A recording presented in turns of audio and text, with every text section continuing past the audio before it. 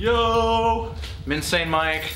Jason Bollinger. And it's time for another movie review at the Asylum.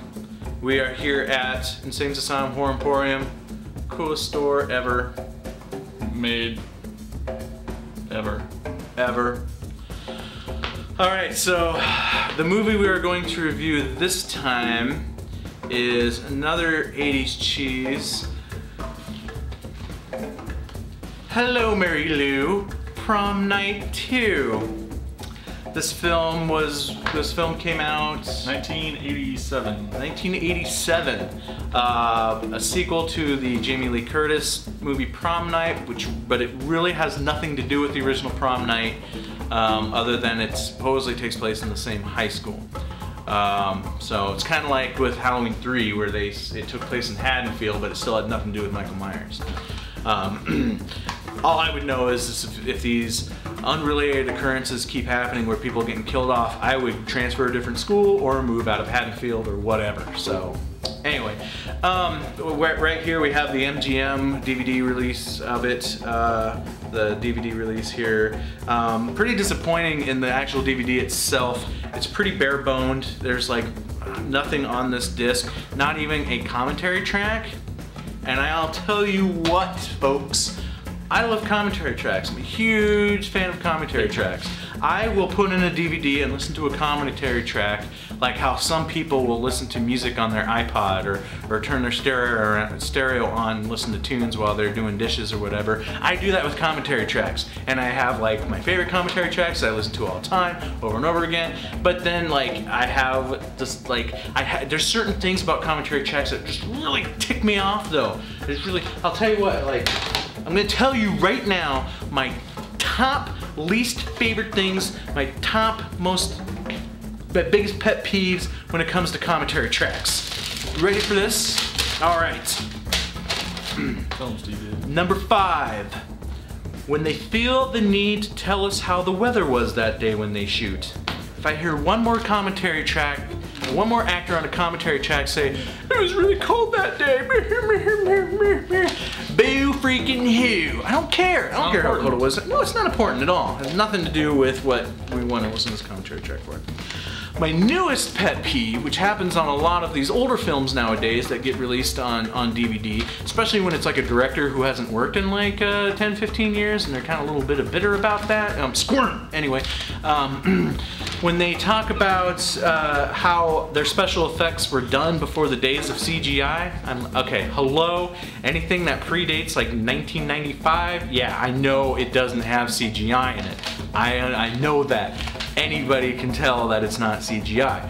Half the time it looks better. But anyway, you don't need to tell us. We're not idiots. We know it was done before CGI. Number 3. When directors start giving you play-by-play action of what's going on the screen. Am I watching a football game? No, I'm watching a DVD commentary track. I can see what's on the screen. I don't need a play-by-play. If I wanted to know what was happening in this movie, I'd just watch it. I know. Turn off the commentary track and just watch it. Yeah, I hate that part. God, such a waste of time. Listen to the commentary track. And so he walks through this door here and then washes his hand. I'm like, well, I don't care. I know. I can see that. Happens too often. Too often. Which does lead into I thought of another one. Oh! You don't like a lot of actor commentary tracks, kind of for the same reason as that last one. Well, or does that for the first and no, not really, no. For the first and the last one I just mentioned, yeah, I'm not a big fan of actors on commentary tracks. Half the time they don't really contribute a whole lot, except for laughing at their own jokes, or to point out what the weather was that day. The actors are the worst for pointing out how the weather was that day. It was so cold. You're an actor. You're getting paid. You're getting paid all this money to just pretend you're somebody else. Boo freaking who. You're famous. I don't care. Put on a coat. And then they also are really famous for giving us play-by-play of what's going on the screen. But the worst when it comes to the actors is when they just like are totally off base and just talking about other random stuff that has no relevance to the movie whatsoever. and they just think this is a time to socialize. No, you're doing a job. Shut up and talk about the movie. Next on my list is when directors. I usually find this a lot when it's directors and producers on the same commentary track. When they feel the need of, like, they're going along talking about the film and they all of a sudden they talk about a spoiler that happens a little later on or something like that. Then they're like, oh man, I probably shouldn't have said that. Well, surely they've watched the movie before that. Well, if you haven't watched the movie before, turn off this commentary track now. Who wouldn't have watched the movie before listening to a commentary track? Again, you're wasting valuable time. And if the person hasn't, that's their own problem, that's their own fault. Who cares? Don't tell us to turn off the commentary track. I can do whatever the hell I want. I want to listen to a commentary track, I'm gonna turn on the commentary track. And then last on my list is when they get so involved in their movie that they just stop talking and watch. Come on, tell me that wasn't annoying just right there. You're doing a commentary track, you're supposed to talk. Surely you're the director or producer or whoever you are. You've probably seen this movie a million times by now anyway, so why do you feel the need to just stop? You get so distracted by your own film that you just stop and start watching. It's terrible. I hate it. Oh. Hey, well, speaking of talking, we really haven't talked about Night 2 in a while. Maybe.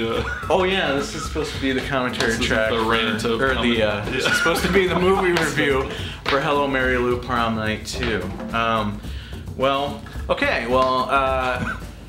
I would have to say, as far as 80s slashers go, this isn't necessarily a very good one. Well, hello, this is Insane Mike. This is Jason Bollinger. And this is the commentary track for movie reviews from the Asylum, the Hello Mary Lou Prom Night 2 episode. So this was a pretty good episode, pretty fun episode to shoot. Yeah, I had a lot of fun this time. Yeah, this is a really good one. It was incredibly cold that day. Remember? It was chilly. It was chilly. It was nipping a lot. I wished I'd worn long underwear or something. Under my. I wish you would have worn something from the waist down. Yeah. So, do you remember what aspect ratio we originally shot this in? I'm pretty sure we shot it in 4:3, but we were cropping to 2:35. I think that was the plan. Yeah. What was our choice? Our reasoning for shooting in that format, Jason? Do you remember? I don't really know. Oh man, I'm trying to remember those long talks we had about it. It's in my notes here somewhere. Let me check it out. Yeah, I can't find it. I don't know. Okay, I don't really remember either. Yeah, maybe in the next commentary track we can talk about that. But this is the part here where we're talking about Hello Mary Lou Prom Night 2. Mm-hmm. And this is look at the way you're doing that thing right there. Yeah, and this is when we're saying stuff. Yeah. So I like when you say stuff. Yeah, it was. Yeah. So. What was our final budget on this particular episode? How many soda cans do we take back that day? Several. It was several. It was a very thirsty day. I remember that. Yeah, I think probably the reasoning that this particular episode cost so much in particular was, in fact, that I actually had to purchase a copy of Hello Mary Lou Prom Night 2. So yeah, that really boosted the budget for this particular episode, but still, it was a really good episode. The lighting, I enjoyed the lighting. You want to talk about the lighting a little bit, Jason? Well, yeah, we had several lights up there, and you'll notice we went with a little artistic choice of Mike's side being a little darker. Isn't there like a metaphor for that on the reasoning for that? There's like a hidden meaning behind that choice.